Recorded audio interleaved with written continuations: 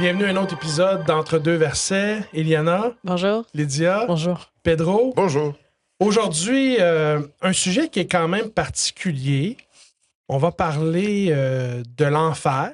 Un sujet brûlant. Un sujet brûlant, merci pour C'est ça. le jeu de mots.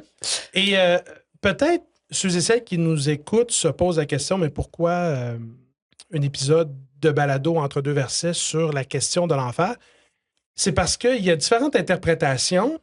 Et Pedro, corrige-moi si je me trompe, mais il y a une majorité d'églises chrétiennes qui ont une certaine posture théologique.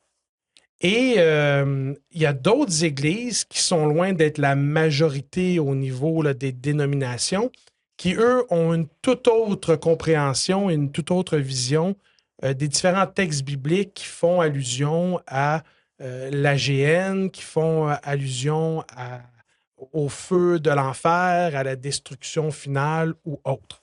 Donc, ça va être notre sujet de discussion aujourd'hui. Et je vous remercie d'avance pour la contribution que vous allez apporter. Pedro, peut-être nous donner une explication, en quelques mots, si possible, un résumé synthèse de la croyance populaire.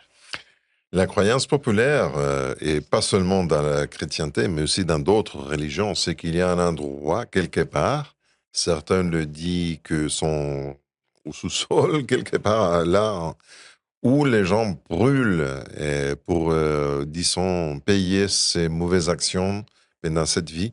Mais la punition n'a pas de fin. C'est une punition éternelle. Et je me pose des questions.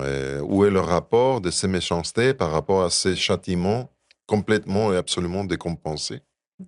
On peut caricaturer. Oui. On le voit dans des livres, romans, on le voit dans des films. Mhm. Cette idée là, d'un endroit en quelque part où est-ce que ceux qui ont rejeté Dieu, ceux qui n'ont pas été jugés favorablement par Dieu se retrouvent dans cet endroit. Puis c'est un endroit punitif où est-ce que ils vont brûler, souffrir, être tourmentés pendant l'éternité. À la lecture de la Bible, Lydia, qu'est-ce que tu retiens? À quoi ça te fait penser quand tu te fais donner cette explication-là? Ben, il y a une incohérence parce que si Dieu est amour, comment est-ce qu'il peut... on est sa création, donc comment est-ce qu'il peut permettre que sa création, qu'il aime par-dessus tout, pour qui il a donné sa vie, ensuite pour les faire brûler en enfer pendant une éternité? Pour moi, ça n'a aucun sens. On dit ça que ça n'a pas de sens, mais en même temps, la vérité, c'est que, et là, je ne veux pas me faire un autre jeu de mots qui n'a pas lieu d'être. Vous voyez l'expression qui s'en venait, là, l'avocat du... Du diable, c'est ça, ouais. exactement. Du diable, oui.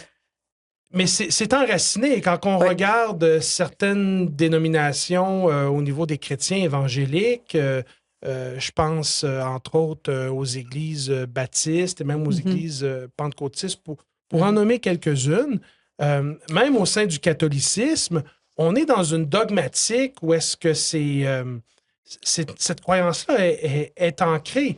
Et j'entends l'argumentaire et on va la développer davantage. Toi, Liana, est-ce que tu es un peu dans la même pensée par rapport à ta compréhension de l'amour de Dieu? Bien, c'est parce que c'est vraiment Dieu, en effet, de penser qu'un Dieu qui nous aime tant et qui a donné son Fils unique pour nous, puisse par la suite nous faire brûler ceux qui n'auraient pas cru pendant aussi longtemps. Puis je pense que ça fait poser beaucoup de questions à certaines personnes. Moi, même en parlant avec certaines personnes qui ne croient pas en Dieu, la plus grande raison souvent, c'est pourquoi est-ce que Dieu nous ferait souffrir. Que ce soit dans nous laisse souffrir en général sur cette terre ou bien par la suite dans l'enfer. C'est la plus grande question que je rencontre là, quand j'en parle avec des gens de l'extérieur, même à l'université. J'ai rencontré certaines personnes qui m'ont justement posé ces questions-là.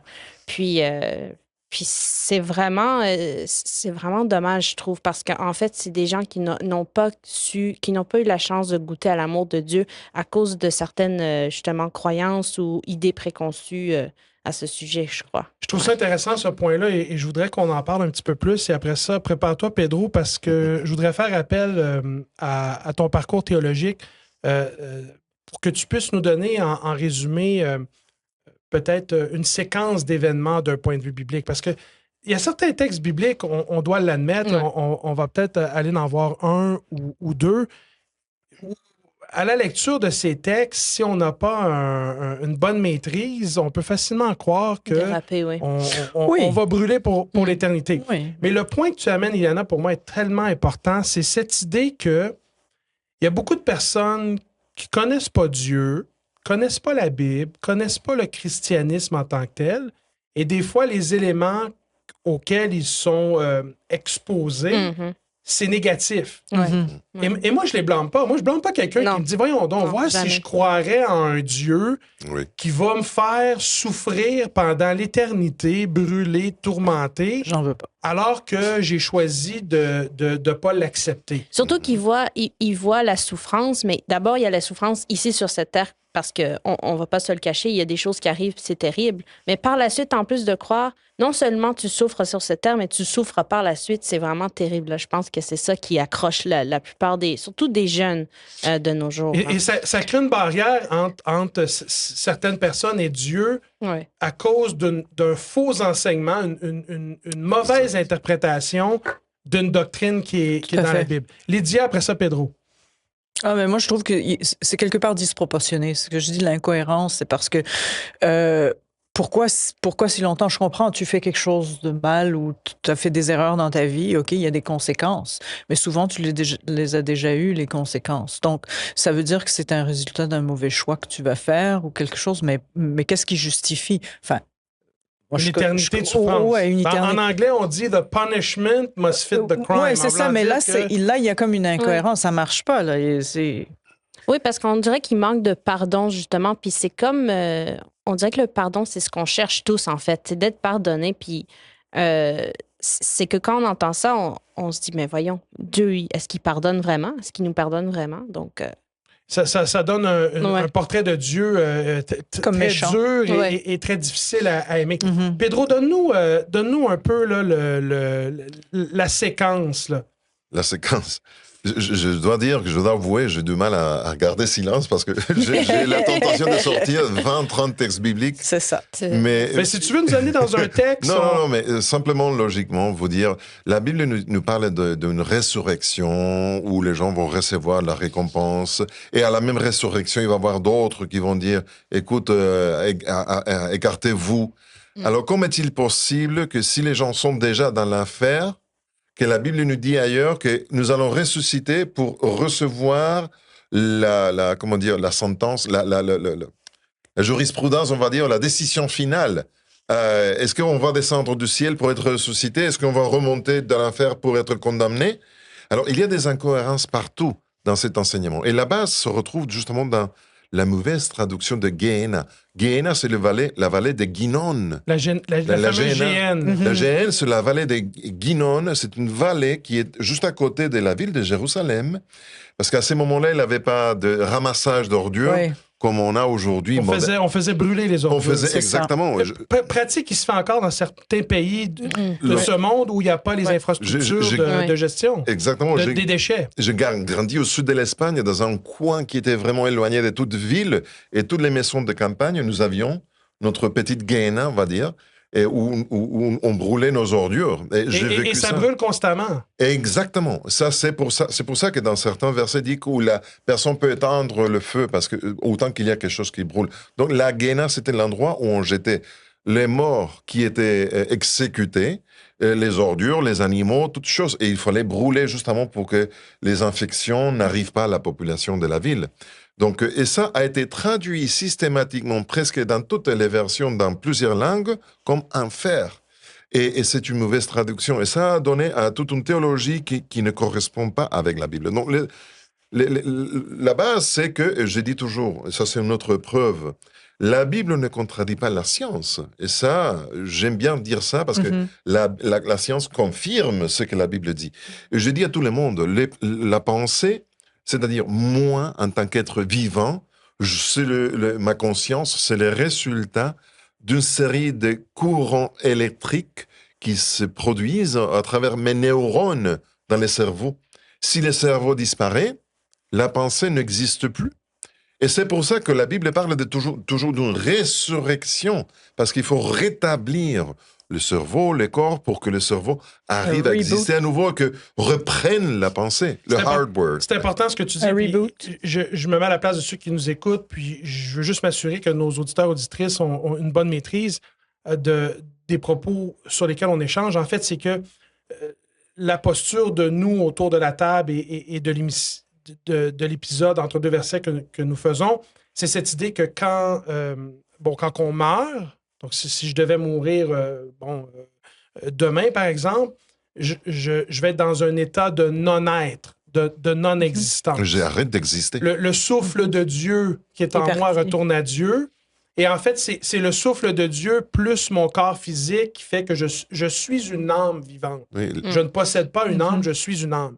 Et donc, quand le souffle retourne à Dieu, il n'y a pas de pensée, il n'y a pas de conscience et rien, le souffle retourne à Dieu, là, je vais commencer à me décomposer. C'est important ce que tu dis par rapport à la résurrection, Pedro, parce qu'à un moment donné, dans le Nouveau Testament, Paul écrit aux chrétiens qui sont à Thessalonique et il y a de la chicane.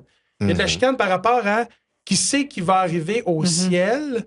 Et là, c'est une autre affaire. On parle de l'enfer, mais l'idée, c'est de dire qu'il y a la croyance populaire, c'est que quand on meurt, on va au ciel. On va au ciel. On va dans en bas. C'est ça, on va soit en haut, espère aller en au haut. paradis ou on va en bas en enfer. Puis il y a même d'autres théologies en lien avec le purgatoire et tout. On ne rentre pas là-dedans.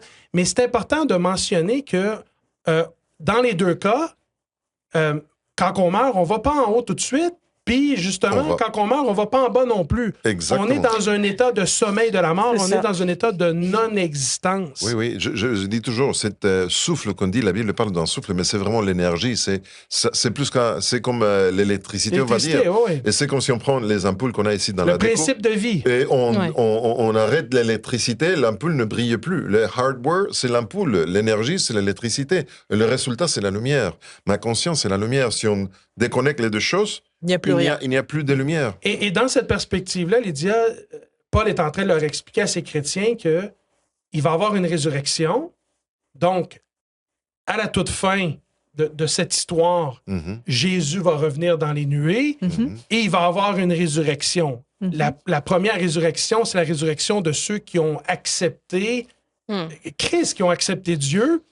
Et ceux qui sont vivants, qui ont accepté Christ, et ceux qui sont morts, qui ont accepté Christ, eux vont ressusciter. Et ces deux groupes-là vont aller rejoindre Christ dans les nuées pour ensuite être amenés dans les cieux. 1000 années de voyage.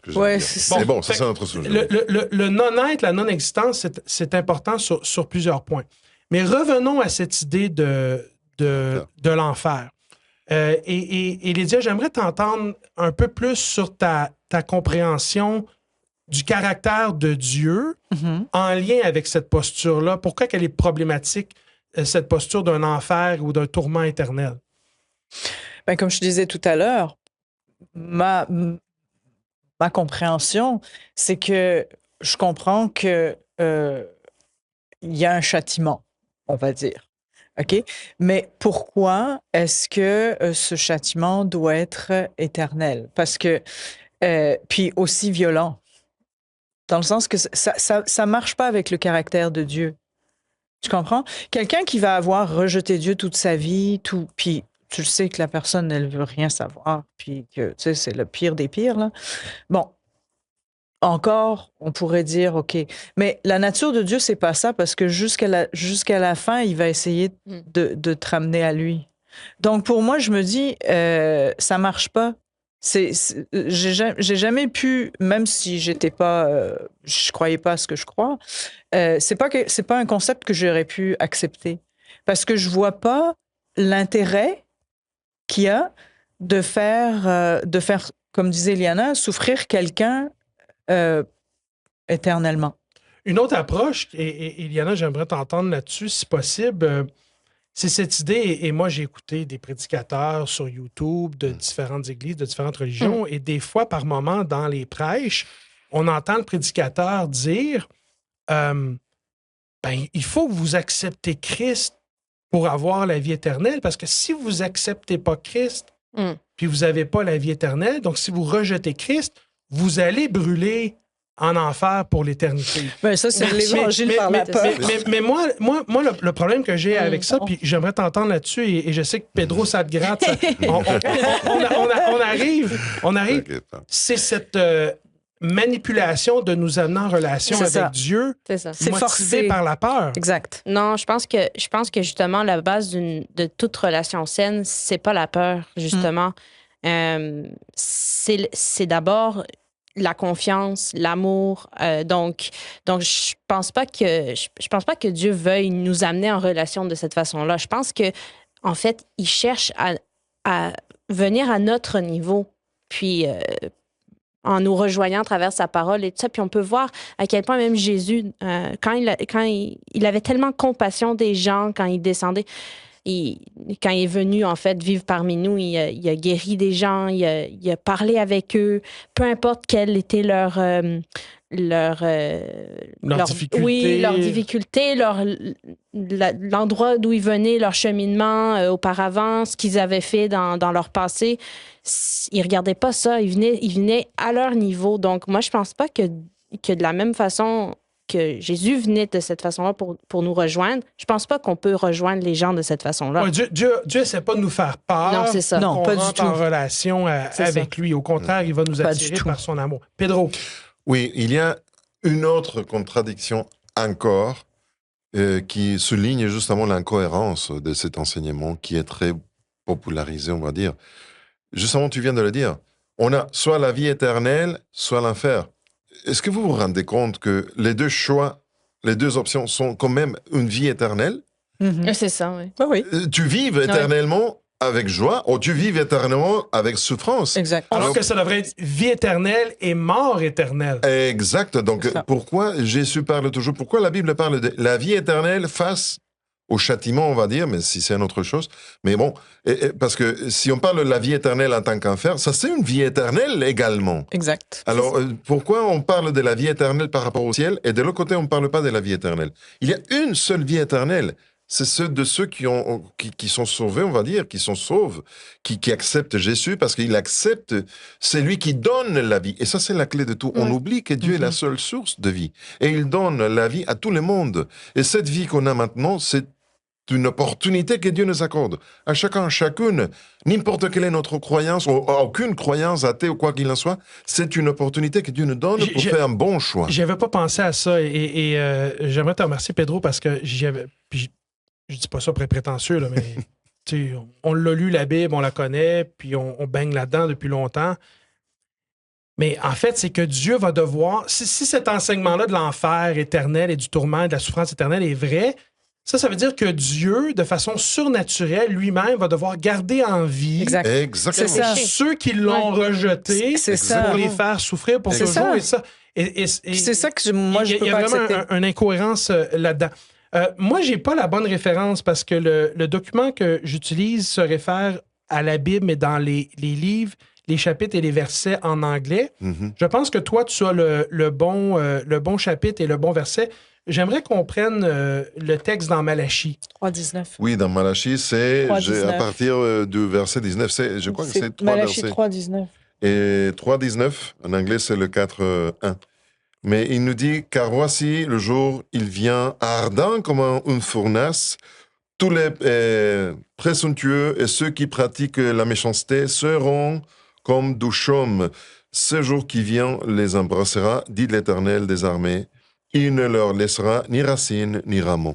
Bon. Donc, ils seront Mais ça, complètement c'est dur. éradiqués. C'est ça. Mais- Quand tu lis ça, Lydia, c'est quoi qu'est-ce que tu peux extraire de ce texte-là? Qu'est-ce que tu en comprends? Si quelqu'un devait venir te voir, te dire, Lydia, écoute, j'ai lu ça, là, puis j'y comprends rien, comment est-ce que tu l'expliquerais? Ben, tout simplement, c'est que le choix est fait dans le sens que où tu choisis la vie, tu mènes ta vie correctement, ou comme il dit les arrogants, puis tout ça, là, les gens qui suivent pas... Les méchants. Donc, c'est ça, soit les tu acceptes méchants. Christ et tu accèdes à la vie tu as la vie éternelle. éternelle, ou alors tu choisis l'autre option, mais c'est pas un feu éternel. C'est qui tu vas être brûlé, puis c'est fini. T'es plus. Donc, il t'existe plus. on parle ici d'une destruction Oui. finale, Total. C'est ça. totale, par, Parce le, qu'il dit même, par le feu. Parce que- Les racines et tout, là. Mais, donc, mais après ça, c'est fini. tu es Exactement. éradiqué, là. Il dit, il ne le laissera ni racine ni rameau. C'est-à-dire, C'est ça. c'est ensemble de dire, tout ce qu'il y a va disparaître. C'est ça.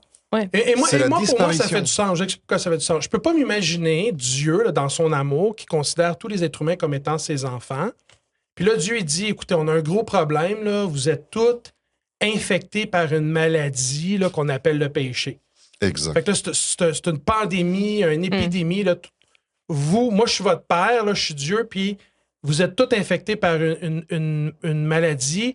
Puis là, pour vous guérir, là, faut qu'on vous sorte de là, puis on vous amène ailleurs. Exact. Mais la seule manière qu'on peut le faire, c'est qu'il faut que vous acceptez le fameux vaccin qui guérit tout, puis ce vaccin-là, c'est Jésus. Fait que tout le monde qui va accepter Jésus, je vais être capable de vous guérir de cette maladie qu'on appelle le péché, le mal. Et là, je vais être capable de vous amener dans mon projet, dans mon royaume. Mhm. Et vous qui allez choisir consciemment de ne pas accepter ce remède-là, ben malheureusement, c'est pas vous que je veux détruire. Parce que vous, mes enfants, même si vous êtes pécheurs, même si vous êtes gravement malade, je vous aime. Mais moi, ce que je déteste, C'est le péché. puis ce que je veux détruire, C'est ça. corrige-moi C'est si le je me trompe, Eliana, c'est le mal, c'est le péché. Ouais. Mais parce que ces gens-là ont choisi de garder ça en eux et de ne pas prendre le remède qui est Christ, ben le seul choix qui reste à Dieu, c'est de les détruire pour toujours, pour plus que ça existe, ça. C'est ça, oui. Et en fait, il accorde ce que les gens ont demandé, Exact. même sans vouloir. Parfois, mais c'est pas sans vouloir, sans se rendre compte de quelles sont toutes les conséquences de leur choix. C'est-à-dire, Dieu a créé l'humanité. Ça, c'est absolument, là, c'est dans la Bible. Et il a un projet de vie éternelle, de joie, de bonheur, qui dure, voilà, comme on dit, éternellement. Mais tout a été mal tourné, tout s'est mal tourné, et la maladie est rentrée et prolongée au-delà éternellement. L'état des lieux des choses, c'est d'assurer un noyau de souffrance dans l'univers. Et Dieu doit arriver à un point, doit mettre terme, doit mettre fin, dans un moment dans l'histoire, à la souffrance dans l'univers. Oui, parce que l'objectif, Iliana, et j'aimerais t'entendre là-dessus, c'est en fait, ici, c'est le test. C'est le camp d'entraînement dans le but de faire l'équipe. C'est pas la saison. C'est dans le but de faire ton choix. C'est ça, parce que en fait, C'est le la Bible moment. parle que la Terre va être recréée et qu'il va y avoir une nouvelle Terre. Une nouvelle terre, oui, oui. Dis-moi ça un peu plus sur ta compréhension de ce bout-là de l'histoire. Ben, justement, si on voit que le plan original, c'était un monde sans péché, dans un certain sens, il y a aussi un illogisme parce que si le péché continue à exister, entre guillemets, dans le contexte de l'enfer, il n'a pas disparu, il est encore là. Est-ce qu'il va être parmi nous? Non, mais tu vois ce que je veux dire? Il va être encore présent C'est ça, dans il est l'univers. encore présent. Fait que c'est pour ça que ça fait du sens que c'est une destruction totale. Et après ça, par la suite, c'est aussi la justice de Dieu parce que c'est